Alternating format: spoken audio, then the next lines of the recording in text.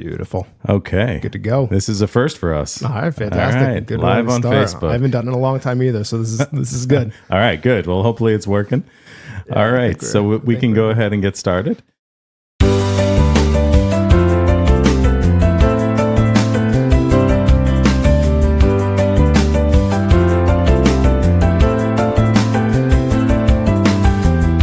Hello, everyone, and welcome to Sounds of Health, where we shine a light on the stories, people, and resources that help our listeners to improve their physical, emotional, and financial well-being.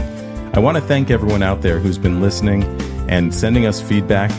All of the feedback we've been receiving has been extremely positive.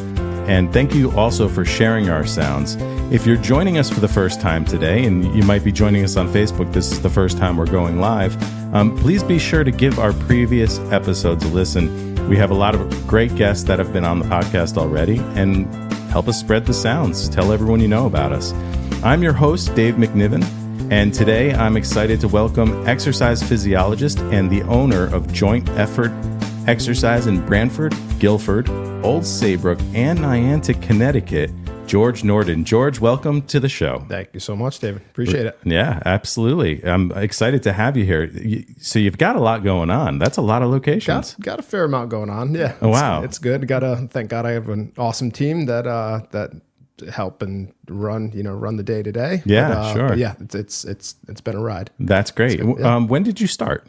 So started developing the concept in like 2010, I would think. Okay. So my grandfather's friend kind of took me under his wing. I told him I wanted to start a business, hopefully, do a gym of my own someday. And so he took me under his wing and started talking a little bit about business with me. And I had all these crazy ideas, I was all over the place, but I knew kind of the niche that I wanted to work with and the demographic I wanted to work with. But he encouraged me to write a business plan, which at that time, Smart. I didn't go to business school. I studied exercise science, which was great. Yeah. But I ended up, writing a business plan that was really good. So that was 2010. And then I ended up starting Joint Effort not until 2013. So I took another position to learn a little bit more about the industry and then, like the sales and marketing. And then Joint Effort was born in 2013. That's amazing. Now, how quickly did you scale to all of these different locations? It was crazy. So the first year, I literally had no money. I was like getting used equipment from Facebook Marketplace. And at that time I was using Craigslist a ton to, get used fitness equipment, free stuff, and just, getting whatever I could. Sure. And with that stuff, I ran into this guy that has been just a godsend for me. His name is Jerry. He owned a gym in Hamden for a long time, and he had some equipment that was for sale. I just went into, his gym that he had shut down, and I was like, oh my God, I wish I could do this, but I didn't have enough money to be doing that. He's like, you know what? This is just sitting here. Why don't you just take it? That's amazing. Just take it. And then whenever you have whenever you get, you start scaling up, just you can pay me whenever you have the money. So I got super lucky in so many ways. Yeah. But in terms of scale, I went from so we did the first location in October of 2013. Okay. And then in June of 2015, we did our second location. So we doubled. Wow. We doubled in size in terms of the actual physical location of the space by June of 2014, and then we did a second location in June of 2015. That's amazing. So less than 2 years, you're already in 2 locations. Where was the first location? First was in Guilford, and then the second one was again in 2015, like a year and a half later. That was in Old Saybrook, and then a year after that, we did our Branford location. So it just incredible. Nobody does what we do, so it was really a unique business concept that is truly filling a big gap in the industry, and people love it. Yeah, that's amazing. It's been great. I definitely want to learn way more about all of that and the services that you offer. I think just like any success story in business, it's a mixture of talent and hard work and luck. Yeah. I feel like anybody you talk to who's had success, luck is always a factor. Oh yeah, 100%. So that's really incredible. It's funny. Thomas Jefferson, I believe it was the one that said, it seems like the harder I work, the luckier I get. Yeah. So just keep grinding, and eventually you're going to step in it as Sure. when it comes, but you have to be there to to get to have that chance, and, Right, and of course. to be there to get lucky. Be prepared when the opportunity comes your way. Right. The harder you work, the luckier you get. I think that's been a theme on our podcast and a few other episodes. It is what it is. There's no way around it. So before we get into all of that, though, I'd love to just step back a little bit, because I think one of the things we like to do on the podcast too is highlight people's journeys. Sure. So I always find it fascinating to learn about how someone got to where they are. What were the building blocks that you had growing up, or even at school? I know you're a Southern Connecticut guy. Yeah. So we share the same alma mater, Jason and the two of us. So that's great. We love SCSU. Go Owls. Absolutely. So tell me a little bit about your background and how you got to where you are. Sure. So I've always been athletic. I've always, liked exercising, started exercising when I was, maybe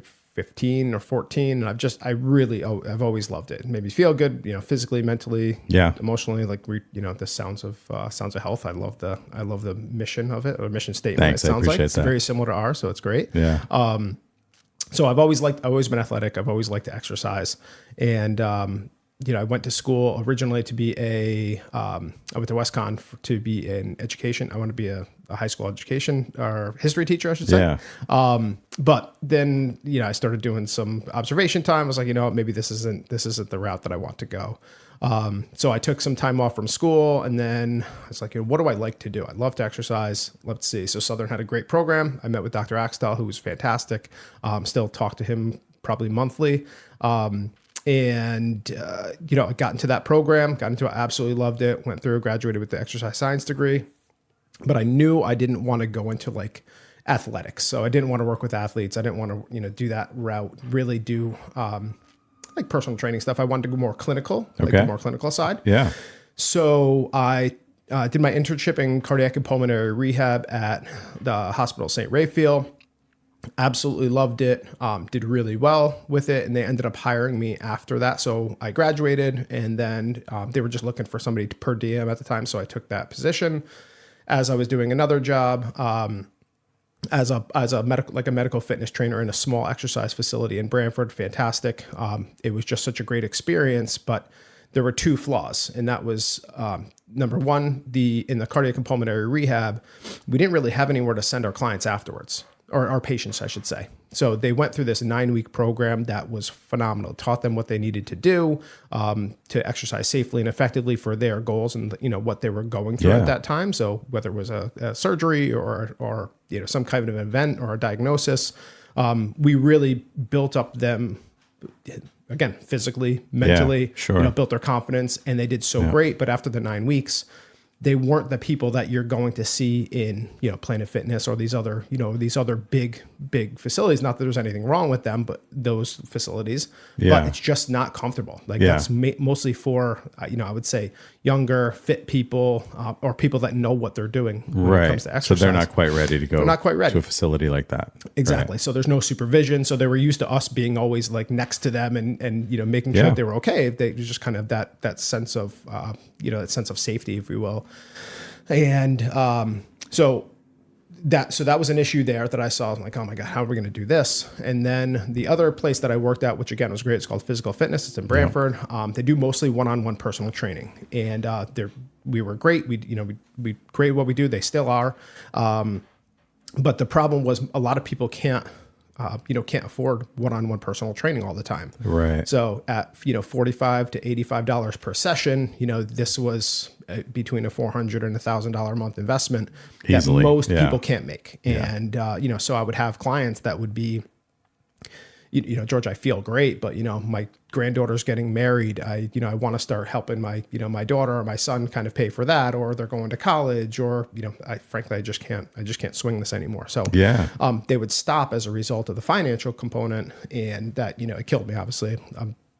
Building great relationships with these people, over the past 3 months or whatever they were working with me, or 6 months or a year. And then all of a sudden they had to stop for a financial piece. So I was like, there's a problem here I have to solve. So, that's so interesting. I think that comes into play a lot for people, is obviously the financial aspect of it. If something's working for them and they're investing in it, and then something other aspect of their life is now taking priority. It can be a child, it can be, whatever it is, taking away now from something that's working and now they can no longer afford it. That's definitely a problem. Yeah. So it was heartbreaking for me on both sides. So I would see the people leave the cardiac and pulmonary rehab and know that they were going to go back to the sedentary lifestyle that may have gotten them to the position where we met them into this program. And the other side was, the same. They would stop doing this training, the one-on-one training, and the same thing. They weren't going to go to these big box gyms with mirrors everywhere, loud music. Young people. It's not for everybody. It's not for everybody. Right. And there's nothing wrong with it, of course, but it's just not for the people that I was working with. So that's why I decided to create something that was different, and it's working out. That's fantastic. Yeah. I love that. I mean, you saw a challenge, you saw a problem that needed to be solved, and you came up with a solution. Right. So that's really what joint effort's all about then. Right. Okay. Right. So we're bridging the gap between one-on-one personal training and your typical box gym so the one-on-one personal training, most people don't need it, especially the people that I was working with, because a lot of times they're using machines, they're doing, movements that are relatively simple. They don't necessarily need, and I'm not saying that no one needs it. Most people don't need it. Sure. I was finding myself next to somebody that's using a machine and I'm counting to 10 for them. Like, I think you could probably handle this, Mrs. Jones. Yeah. So we don't necessarily need that, but you also need a little bit more supervision than you get in, these big box gyms, which is nothing, or which again, there's nothing wrong with it, but if you don't know what you're doing or you don't feel comfortable in that setting, you're not going to go. Right. And that's unfortunate. And that's why we have so many issues with chronic illness, chronic pain in this country, because people don't move. Right. And, especially when we get, 50s, 60s, 70s, 80s, start to really slow down in terms of activity. Absolutely. And it causes all kinds of issues that could be prevented with more physical activity. So that's what we're trying to solve. Gotcha. Okay. So you guys are really coaching them as well to develop healthy habits. Right. So outside of the gym. Right. Yep. Okay. So nutrition, we talk a little bit about nutrition, nothing like really specific. We don't give like your, like a registered dietitian type of plan, but, just talk about the importance of protein and complex carbohydrates and, getting enough sleep and hydration and, things along those lines, and just really have it in front of them often, so it stays front of mind, and they're making these these lifestyle changes that will benefit them. Like you said, outside of the gym, but also obviously we're helping them in there. Gotcha. So so the concept is we design each person's program specific to them. It's not like going into a class where everybody does the same thing. The vast majority of our clients have, some type of ache or pain, whether it's arthritis, they've had, joint replacements, some type of chronic illness, whether they went through chemo, they've had falls, fractures. So everybody has something that they come in with, 95% of people. So we don't necessarily want them to all do the same thing, because they may have different goals too. Yeah. So everybody gets an evaluation to determine, where they're at from a functional perspective initially. We design a program for them based on that.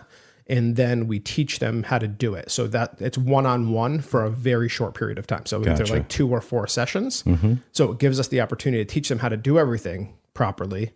But after that, they go into what we call our guided exercise program. So that's similar to like the cardiac rehab setting and pulmonary rehab setting, where, they're exercising pretty independently, but we're always there. And the spaces are super small. I say they're like the size of a Dunkin' Donuts. Okay. So we keep them that size because our trainers, who all have the same degree as myself, or even more, some have master's degrees in exercise physiology. Yeah. They're always there to make sure that you're doing everything correctly, there to answer questions if need be, and change the workouts for the clients periodically, so they continue to improve and don't just, plateau. So how many people are there at a time actually working out?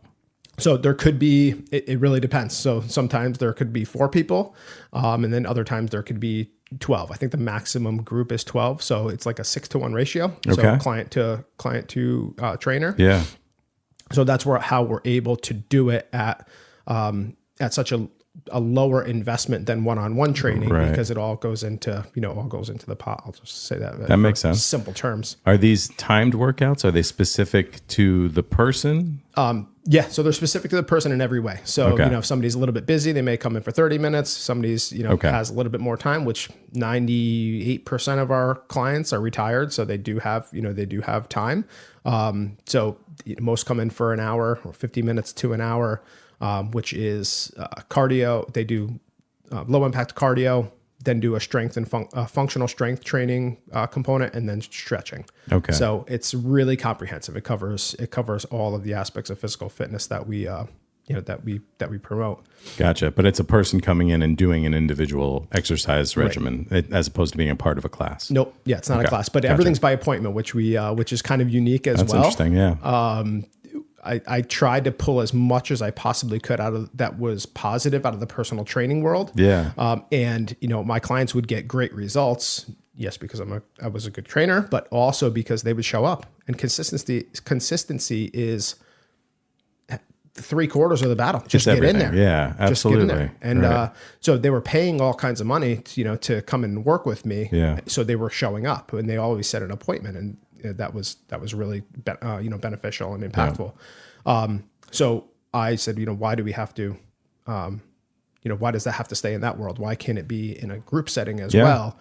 Everybody has appointments that they set up, and they're flexible. It's not like, a doctor's appointment where if you miss it, you're not going to get another one. Sure. They're flexible, and it's just so we can, number one, control how many people are in the center at one time. We don't want 30 people in the gym at once because we won't be able to provide the service that we promise and that we know is most effective.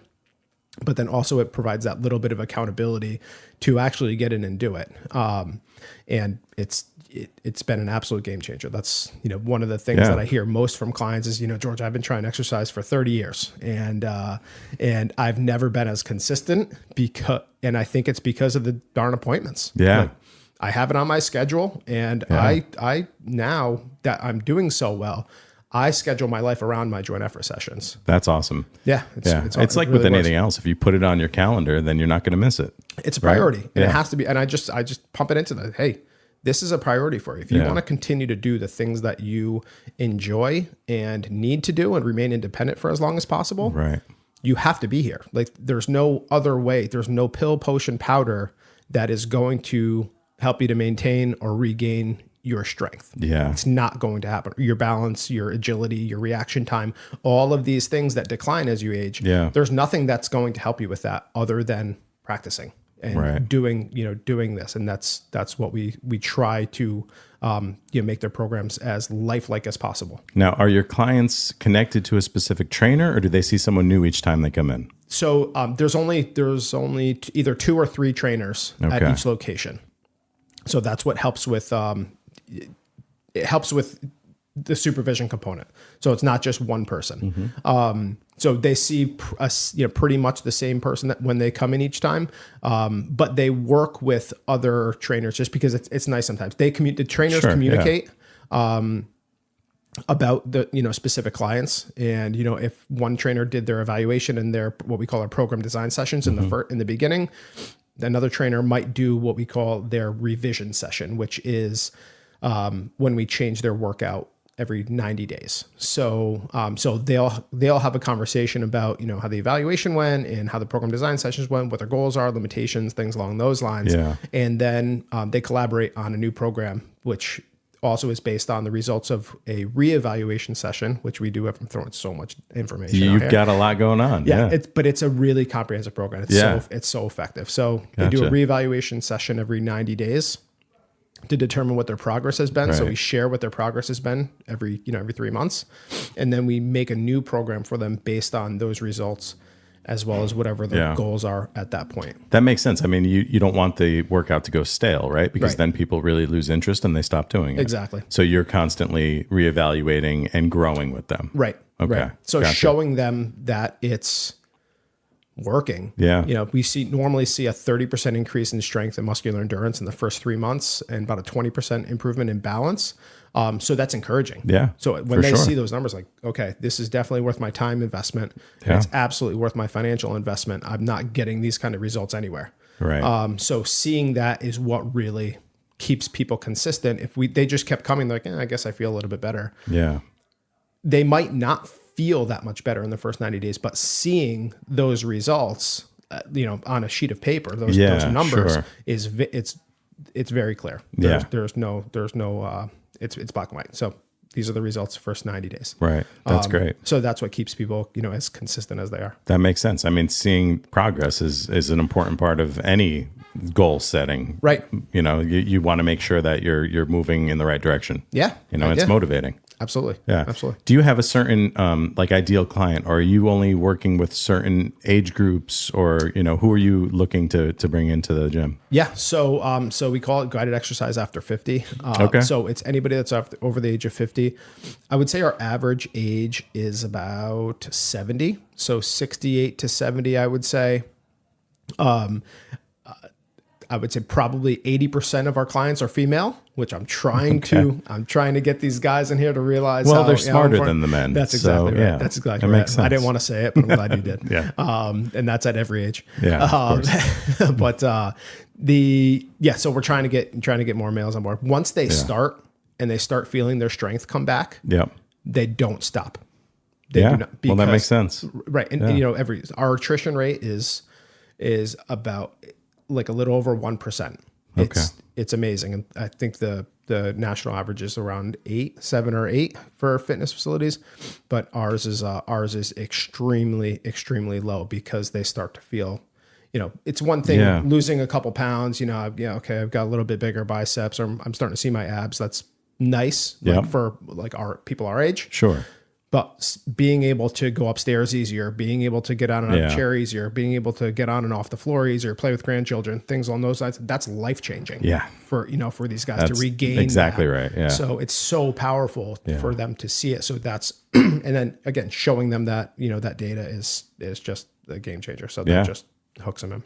Now, you started with that one location in Guilford. I can only imagine that there were some challenges in getting started. What were the biggest challenges that you faced? Not knowing what the heck I was doing in any stretch. Like any new business owner. Right. And I think that's a real, that's a real struggle for a lot of people. And what keeps them from doing it is, and that was my thing, like, oh my gosh, I can't believe I'm doing this. I don't really know what I'm doing. Right. But my wife literally just said, what do you have to lose at this point? Yeah. Like, we're still young. We don't have kids. Just try it. Yeah. If it doesn't work, I already had my prerequisites in school, to apply to PA school. Yep. And that was going to be my plan to go and do that. And she's like, you already have the business plan written. We have some equipment already. You've already wasted our money. So why don't you just give it a shot and see what happens? Yeah. So I did have some sales and marketing. I did do a lot up until then, but in terms of like running a business, I did not know. So sure. Yeah. So I got lucky again in a lot of ways. In terms of struggles, just the whole process of getting it going, like all the things with the state, getting a tax ID, not easy. So there was a lot of things that were just not in any book. So going through that. And the space in general, like, just figuring out how people move. Yeah. And which might sound silly, but like figuring out ways where you're not going to have hangups, because we got very busy. In 6 months, we had 90 clients in an 1,100 square foot space. In your first 6 months? First 6 months. That's amazing. And it was because of, it was the best problem I could imagine. Yeah. But in terms of scheduling people and, they want to use this specific machine, they want to come at this time. So, that was a challenge. It was a very good problem. Was it just you when you started, or did you have other trainers? So it was myself and my good buddy, Chris, which we worked at a place called Health Tracks, actually here in North Haven. Yeah, sure. We worked there. I did sales and marketing for about 2 years with them, because I wanted to learn how to so I could train. Smart. I could train. Yeah. But then I didn't know how to sell memberships. I didn't know how to market. So I took that position, and they didn't call me back because I didn't have any sales or marketing experience, and to get that position. Yeah. So I applied like 4 or 5 times, no call. So I just put a suit on and I went and I literally sat in the lobby, and I said, I'm looking to talk to Fred Lukens. He was the manager at the time. Yeah. And they're like, oh, he's in a meeting. I was like, all right, I'll wait. And I waited in the lobby for 2 hours what until persistence. Because I knew if I didn't get that job, there's no way I was going to do it. I wanted to learn with hands-on experience rather than try to learn from from books or whatever. So it really helped me. I sucked in the beginning, obviously, but I just studied nonstop, how to do it. So I was learning from my superiors there, as well as, reading and listening to books and doing as much as I could to get better. And I did get really good. And then when I felt that I was ready, to fly, I left there and I started Joint Effort. That's amazing. Now, how did you come up with the name Joint Effort? That same guy that, my grandfather's friend, he challenged me I was like, how am I going to find out a name for this? I had some really like weird names like Relief and all this other weird stuff. And I was like, I don't know about those. He was really kind about it. But he said, why don't you take the alphabet and write a word for each letter? Yeah. So A, whatever, activity, B, I don't know, building. So whatever, you see what I'm saying? Something that applies to what you're trying to do. Right. Yeah. So then we kind of looked through it together, and J was joint and E was effort. And he was like, okay, how about this? That's great. I love that. So it worked out. What a great idea. Yeah, it was good. And it means so many things. So it's not just, it means our connection obviously with our clients, but it's also our, the team collaboration. So trainer to trainer, but also trainer to other healthcare providers. So we get a lot of referrals from physical therapists, physicians. There's a lot of ways that we get, that we get members. Yeah. So if somebody's coming out of, say, physical therapy, with the patient's consent, we have conversations with their physical therapist to say, okay, Mrs. Jones is here. She just had a knee replacement 6 months ago. She's doing great. She's 12 weeks out. So she's going to, or whatever the timing is. She's been doing X, Y, Z. We need her to do, ABC, to go. So it's a collaboration and joint effort between us and them as well to just make sure that these people transition as smoothly as possible into our program. Gotcha. And then, it just benefits everyone. They want to see their patient that they just worked with for X amount of weeks do well and, get good results. So having us to give these people to is relief to them as well. Sure. That they're in good hands and they're going to keep, stay active. Yeah. And then the other side is if somebody walks into our gym and we don't feel like, it's outside of our scope of practice, somebody has significant pain or there's something that we just don't feel comfortable with. We say, hey, why don't you just go and work with our friends over at Rehab Concepts or physical therapy specialists or wherever it is that's close to our Amity Physical Therapy in Branford. Why don't you go to them, work with them for a few weeks, see what they think, and then come back. We don't like to pretend like we're physical therapists or physicians in any way, and it ends up working out great. So it's awesome. Truly a joint effort with everybody, and everyone wins, including the client. So it's really the most important. Exactly right. Yeah. Right. I mean, that's how your business grows. Clients are happy. That's right. That's right. Gotcha. Now, how many people do you have working for you now? At least 16. Oh, wow. 16. Okay. Yeah. So, so I started with just my buddy Chris, which I went off on a tangent earlier about the thing. But so Chris started with me. I worked with him at Health Tracks. And then Dave Penna, who's another phenomenal exercise physiologist, he came in. He was still in school, and he just wanted to volunteer. He volunteered for a summer, with me. He was another Southern guy, another nice. That's great. Great owl. Yeah. So it just kind of built up from there. But I have about 16 at this point. And are you hiring? Are you always looking for new people? Yeah. How does that work? So we're looking for new people because we're going to be franchising. I know I said that earlier. That's awesome. We just finished our FDD and our franchise agreements and all that paperwork. Yeah. So very, very exciting time for us. So we're always looking for good people that are passionate about this and especially passionate about working with aging adults. Yeah. You have a lot of people go into this field to work with athletes, as I mentioned earlier. That just wasn't me. Yeah. But I've been super, super lucky over the past decade in finding good people that were passionate and worked hard and That's really amazing. Good humans. Yeah. Yeah. Well, I can only assume too, like working with this age group, it's the age group that I work with the most, being an expert in Medicare and helping people with health insurance. Yep. But it's rewarding. Oh right? My gosh. like you were saying earlier, you help someone to get stronger, especially later in their life, Yeah. it's life changing. Oh, yeah. They're able to be more active. They're able to be more present for their family and to accomplish more in their later years, which is important. Right. You know, I mean, life begins at 65 these days. You know, we're getting younger as we get older. That's right. So it's important to stay healthy and be able to do all of those things that we want to do. Yep. Absolutely. Yeah. It's absolutely critical. And like you said, it's just so much more rewarding. Again, yeah. Getting somebody bigger biceps and a 6-pack, that's, that, yes, I guess it's rewarding. That's great too. Yeah. Right. Yeah. But at the end of the day, changing these people's, and also I like working with this, this demographic too. And a lot of my, my team says the same thing. Yeah. They help us as much as we help them. I'm sure.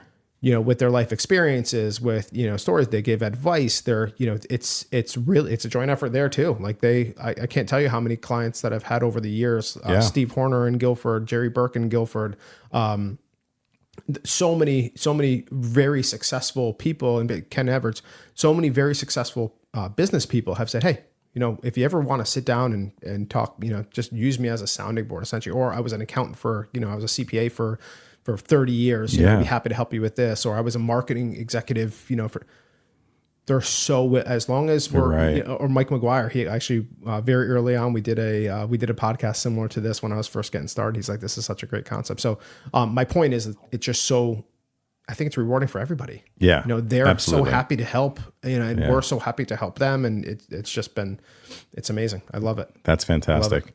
Now, how do people usually come to you? Like, how are people finding you? Honestly, it's a lot of word of mouth. Yeah. Okay. And a lot of word of mouth and referrals.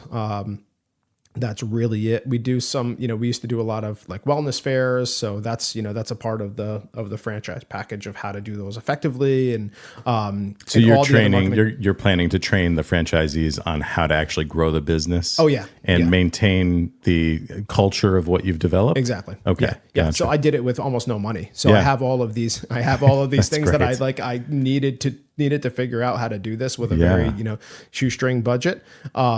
So I have all of those systems in place to, to help them to be successful, because at the end of the day, it's our, we want to make an impact on this population. So I want them to be successful for themselves, but also for our clients. And then obviously it's fantastic and wonderful for me, to see something that I created make kind of an impact that I'm dreaming that it will. Yeah.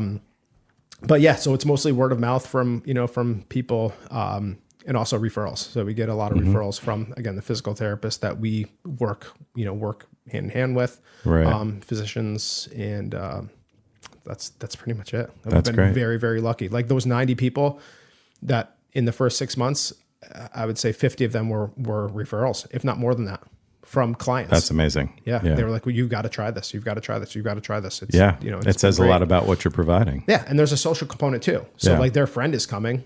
Okay, hey, we don't see each other all that often anymore. Why don't we go to the gym together? Great. Yeah, no, that's what I like to do at the gym. I like to talk to people. Yeah. And we actually, it's funny. I studied pretty much every exercise center concept that's been successful over the past, 30, 40 years. And so I took a lot out of the Curves book and, what they did, which was they had all the machines in a circle. Right. It was a great social environment. People are chatting, having a good time. And so I have a lot of my machines, like all my cardio machines are in a circle so they can have conversation. It's not like they're facing like we are right now. Like it's not like awkward. So I have them all positioned in a way that if you want to talk, you can. If you don't, you don't feel uncomfortable. Yeah. But that's, it's so lively. It's so fun. It's such a positive environment. Yeah. So ours is, we want to benefit the lives of our clients physically, mentally, socially, and emotionally. That's amazing. And that's what we're doing. What are the biggest challenges that you're facing? Challenges I'm facing with our current business, or because the franchise business is going to be a big challenge. So current challenges: space in our Guilford location and Old Saybrook location, and actually pretty close in Branford to. We just can't find bigger space, so we have a waiting list for our Guilford location and. Probably pretty soon our Old Saybrook and Branford locations, which is very frustrating to me because we have people that want to come in. They have friends that are coming. They have family members that are coming, and we don't want to sacrifice quality for quantity. Right. Gotcha. So we are just waiting, and we have a lot of people that are coming back from Florida and Arizona and Texas, places that they go for the summer month or for the winter months, excuse me. So that's definitely my biggest challenge. So trying to figure out whether it's different So we've been able to do it with changing processes and timing and scheduling and things like that without sacrificing service over the past 7 years since it's been an issue. But that's definitely my biggest challenge, because we need a pretty much open space, about 3,000 square feet, but easy parking. Okay. So parking that's close. We don't want it to be like in a big Y parking lot where the parking's a nightmare. Right. So that's my biggest challenge, I would say. And then also we're doing a lot right now. We're developing an app, the franchise system, we just changed over our software, which I will never do again. It was our third time, and I don't know why. That's always a challenge, no matter what industry you're in. So yeah, that's been a challenge, but it's fun. At the end of the day, there's a really good book. It's called Start With Why. I don't know if you have read that. Yeah, I haven't read it, but I know of it. Yeah. So it's something I revisit every year because it will, it just remembers why you're doing all this. And yes, it's frustrating and challenging and exhausting, but just remembering why you're doing it and what the result is of this work is what kind of drives me. It really, that's it. Yeah. It's what it just keeps me going. That's fantastic. So yeah, that's it. Yeah. I was recently listening to a podcast, and it was all about how to achieve certain goals. And it was starting with what the why is. Right. They said, what's the purpose? Right. So if you focus on really defining what the purpose is, then you're going to be motivated by whatever it is you're trying to accomplish. Right. And then it's the energy, having the energy to actually get out there and to achieve those things is really important. I think that's where something like what you guys provide comes into play, because as you get healthier, you have more energy. Right. Right. And then also just breaking things up into small, simple steps. Yeah. Making sure that you're not overwhelmed by the large goal you have set, because you want to, reach for the stars, you want to think big, but you also need to break those up into manageable and trackable goals that you can meet along the way. Again, to keep yourself motivated, similar to what you're saying you guys do in the training process. Right. Yeah. So every day I write down where I want to be in 5 years, like I'm there. Okay. And I say that's that to interesting. clients. So like I'm there, like I'm whatever my goals are. I'm just walking outside. I'm walking outside at our beach house in South Carolina. It's beautiful. The sun's coming up. I'm going to take a little run along the the water. So that's my goal for the next 5 years, is to do that and kind of what's the word? Manifesting it like Sure. I'm already there. Like I'm already there, and thinking about it like I'm already there. Yeah, is very powerful. And like family's good, business is good, things along those lines. I go into this whole thing, but I do the same thing for clients. I write these weekly emails, trying to get them fired up for the week. I do it every Monday. And that's a big one. That's something I say probably once a month. Like everybody, you have to remember what your why is. Right. And it's not, I want to get stronger. It's not, I want to, lose weight. It's not because I want to, improve my balance. It's because I want to go play with my grandchild, on the beach in June. Yeah. I want to, be able to walk confidently on those cobblestone, streets in England during my vacation in July. So it can't be the strength, the balance, the weight loss. Yeah. It has to be what the result of those goals. That's a great point. Yeah. So rather, again, it's just so much more powerful, because you can say, I want to lose weight. Yeah. Okay. That's great. But why? Right. Exactly. And mindset matters. Right. I mean, I think that's something that we all overlook is we set these goals. We try to get to where we want to go, but we're not thinking about it in a positive way sometimes. Right. What is that quote? It's something like, whether you think you can or you think you can't, you're right. Yeah. Yeah. I mean, and that's true. If you're not going to tell yourself that, I can do this, this is possible, then you're already setting yourself back. Yeah. It's going to be even harder for you to get to where you want to go unless you believe it can happen. Yeah. I think it was Henry Ford. Was it Henry Ford? Okay. Yeah. Very good. Awesome. Whether you think you can or can't, you're right. Yeah. So mindset is crucial in any endeavor. Yep. Yeah. So that's great. It sounds like you are holistically approaching how to help your clients in order to live healthier in so many different ways. That's excellent. Yep. Yeah, we're trying to get some like walking groups and things like that for Yeah. weekends. Like we did a bocce thing. I think it was 2 or 3 years ago.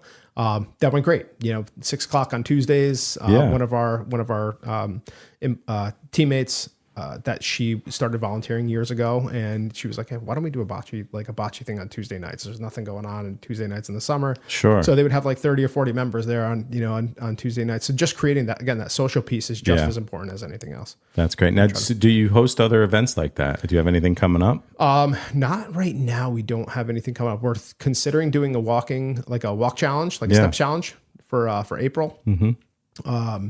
But we do a lot of like get-togethers. We do like a spring party that we go down to Jacobs Beach. I rent both the pavilions and just do like a cookout type of thing. And that's great. Last year we had like 120 members there. It was phenomenal. Then we always do a holiday party. So kind of same thing. Awesome. So we do it a couple times a year, get everybody together outside of the, there's the gym environment, Right. which is so much fun because, they'll see people, oh my God, I know you come here.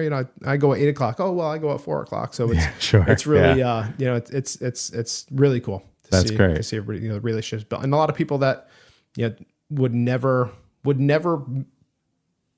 meet any other place in life. Yeah. Which is really fun for me to see too. I bet. That's amazing. Yeah. High level physicians, that live on, the water in Madison, like these, and then people that are, just regular blue collar people and now best friends, right? As a result of, because they're in this environment, they have so much in common, but they would probably never cross paths anywhere else. It's just really, really a neat place. That's awesome.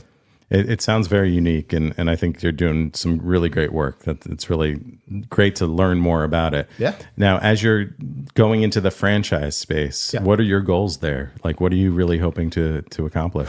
So I want to sell at least 10 by the end of this year. Okay. That's the goal. I think I have like 3 sold now to that's friends amazing. and an employee actually who's just so, she's wonderful. She's just so on board with this whole mission. So she's super excited about it. So we're trying to figure out a way to do that. Yeah. So we're going to start on the East Coast. So I'm pretty much, a lot of the books that I've read over the past couple of years as I've been developing this thing have said, just try to stay within like a 2 hour radius, 2 to 3 hour radius for the first couple. So you can, really keep your finger on the pulse. And then, eventually you'll be able to build up a team in other areas, but so probably down. So I wanted to do. So we're from Rhode Island right now to South Carolina, but also Florida's a pretty easy one. I think that'll be a good market for us. Absolutely. So just trying to stay in Connecticut and maybe Rhode Island, like Westerly area.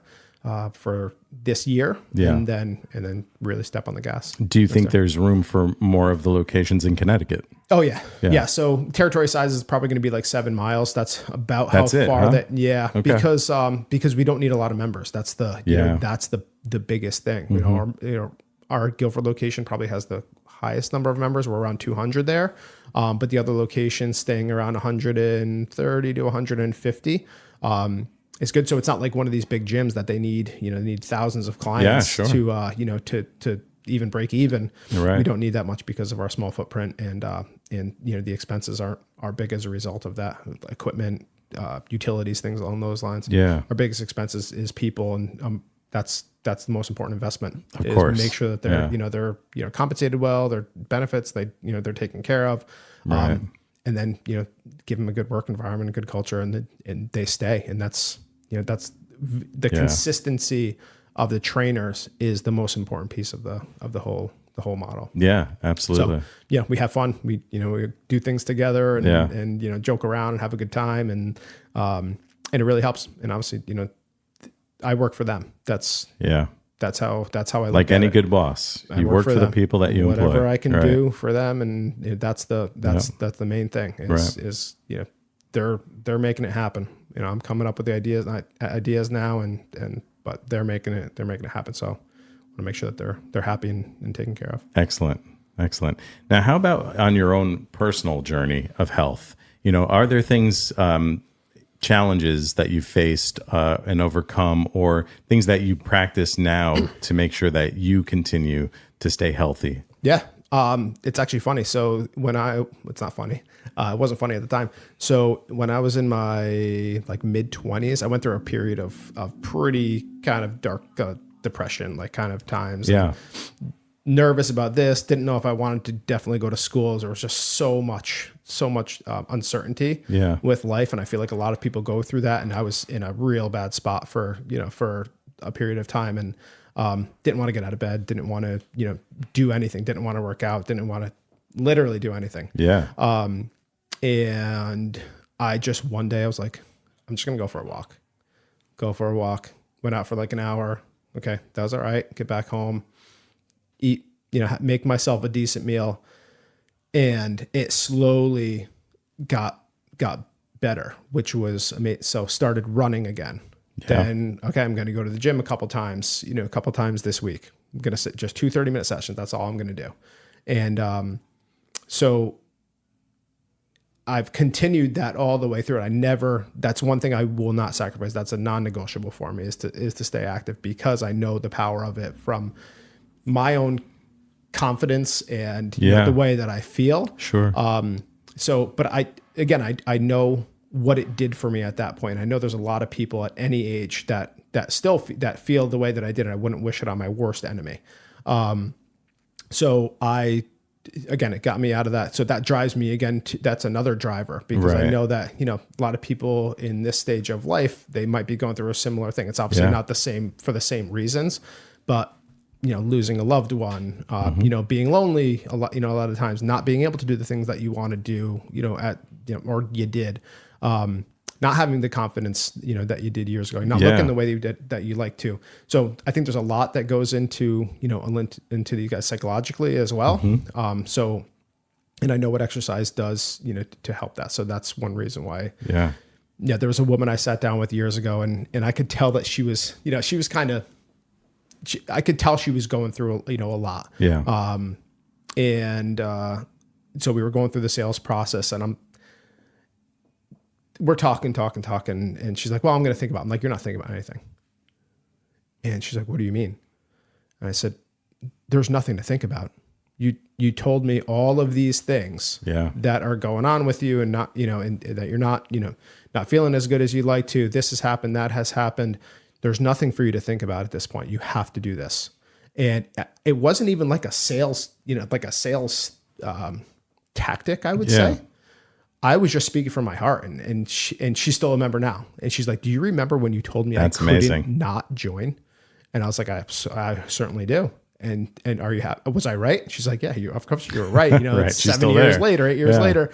But yeah, I just get it. So I run, at least 3, if not 5 times a week. That's great. I usually try to lift 4 or 5 times a week. And, again, it's a non-negotiable for me. I know what it does for me physically, mentally, and emotionally. So if I want to keep having the impact that I am, be a good dad and husband, number one, be a good, a good teammate for my, for my team. Yeah. And, be healthy enough to have the energy to do this. That's my number one priority. That's amazing. I think that's really important, because exercise is such an important part of emotional and mental health as much as it is physical health. Right. 100%. Yeah. 100%. I always, I use the analogy too, like you're on a plane, right? And the stewardess, or whatever they call them, flight attendant these days, they say, in the case of an emergency, the mask comes down, put your mask on you first, and then help somebody else. Right. So that's, that you have to take care of you first. Yeah. And then, then you're able to better take care of others. And, do the things that you want to do. Definitely. I think in my own experience, when I've started to set goals for myself or gotten back into running, I'm working toward a quarter marathon right now. Nice. Which I ran last year, had a lot of fun with, and then didn't run as much throughout the year. Consistency's always been tough for me.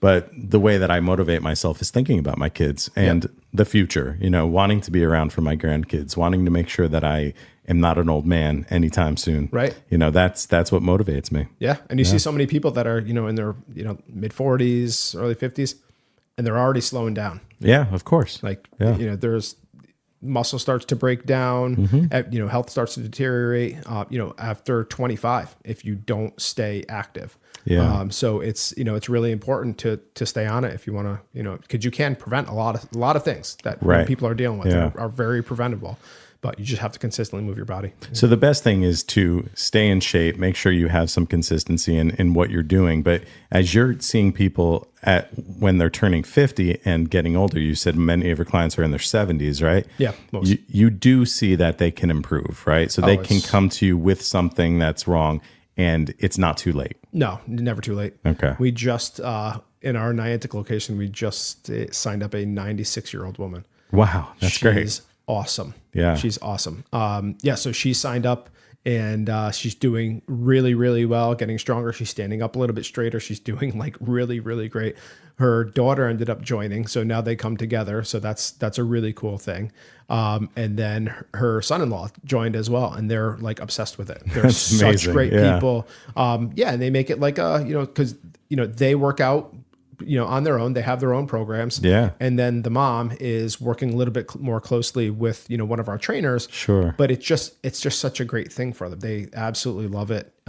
They've met new people. She's met new people at 96. How many new people do you meet? Absolutely. So, she's on her machine using our recumbent elliptical machine. And she's chatting it up with, somebody next to her that's maybe in her 60s. Such an inspiration. Yeah, for sure. Yeah, they're complaining they're 67 years old or, 70 years old. This woman's 30 years older than them. They're like, I have got nothing to complain about. Yeah. Right? So you're trying as hard as you can. I don't have it. So that's another piece too. And, we see people that come in that, aren't functional, aren't where they want to be or should be functionally. Yeah. They see another member that looks like them, like, oh my God, I wish I could do that. And then that member I'll walk over and say, hey, Pat, she just said, I wish I could do that. Yeah. So then she'll go over and say, I couldn't do this 2 years ago. I've been a member for 2 years. So you're where I was at 2 years ago. I couldn't do it.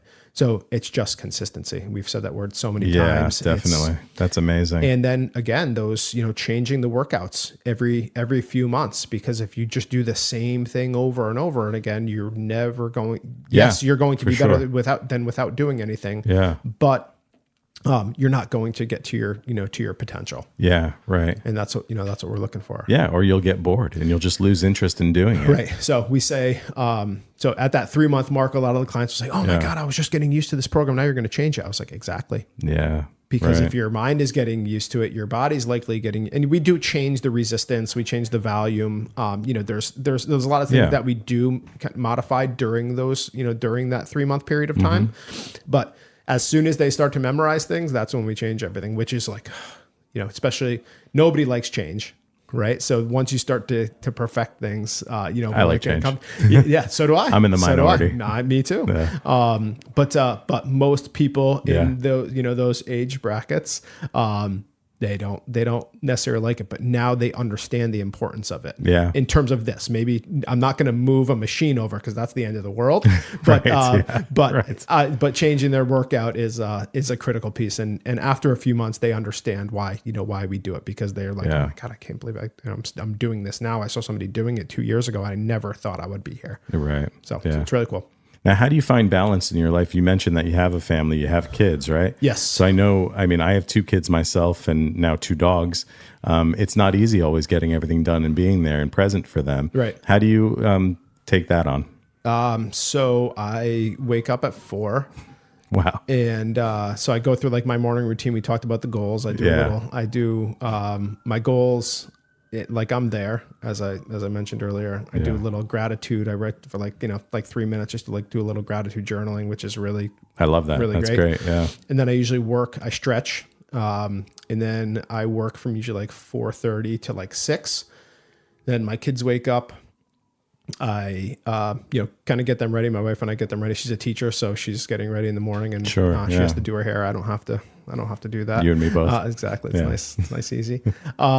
So I kind of do breakfast with them. Yeah. I get their lunches ready. And then, we spend a little time or, whatever we're working on at the time, we try to do some, Rosetta Stone. So I'm trying to do some Spanish with them. Very cool. Yeah, it's great. Just trying to get a little bit. So we do like 10 minutes of that.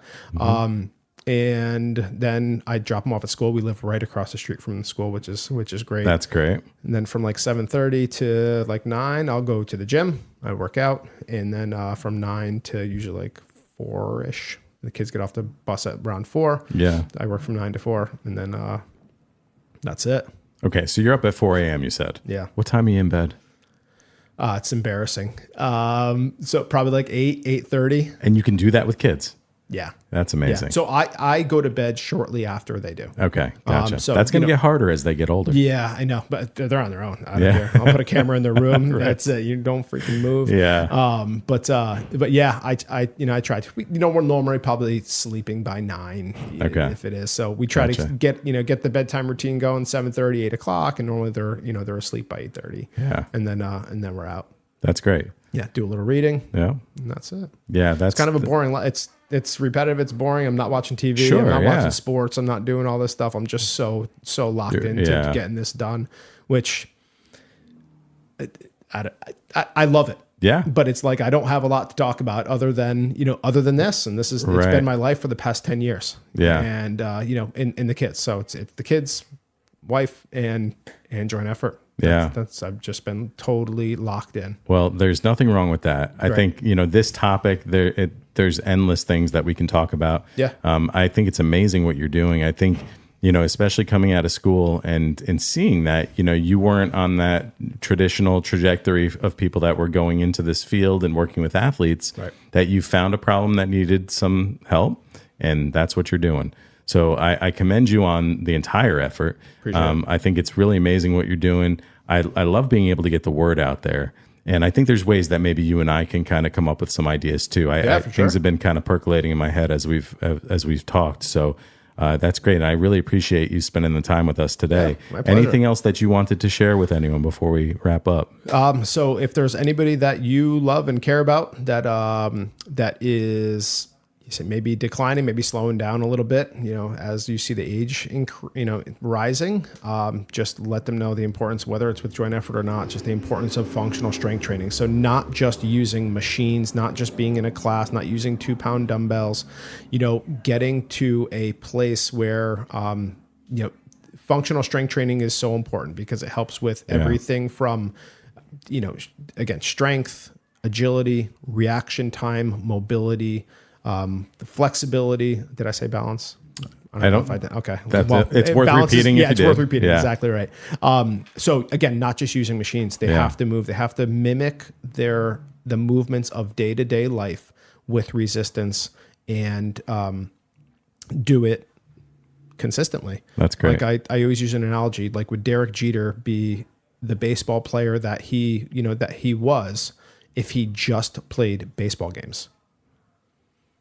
Probably not. Right. Definitely not. Definitely not. So no. if he I would have preferred that you used a Baltimore Oriole in that analogy, but I understand we're in Connecticut. Nobody talks about the Orioles. Yeah. But if he didn't do grounders for an hour, repetitively, thousands of ground balls, if he didn't hit, for thousands of times repetitively, these are the things that we need to be doing if we want to continue to live our lives the way that we want to, and do the things we need, do the things we want and need to. Yeah. You have to be practicing these moves, and functional strength training will do that for these people.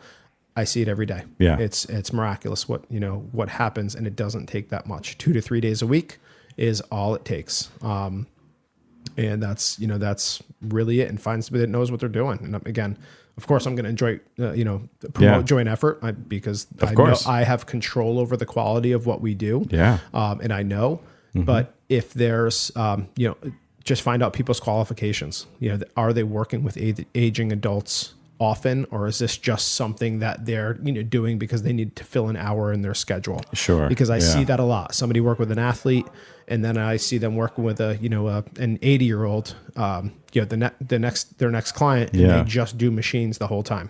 Yeah. Because it's just something to kind of fill time. And it breaks my heart because they need to be doing more. They shouldn't be different sitting skill sets. Different skill sets. And this is all we do. Yeah. This is all we do and have done.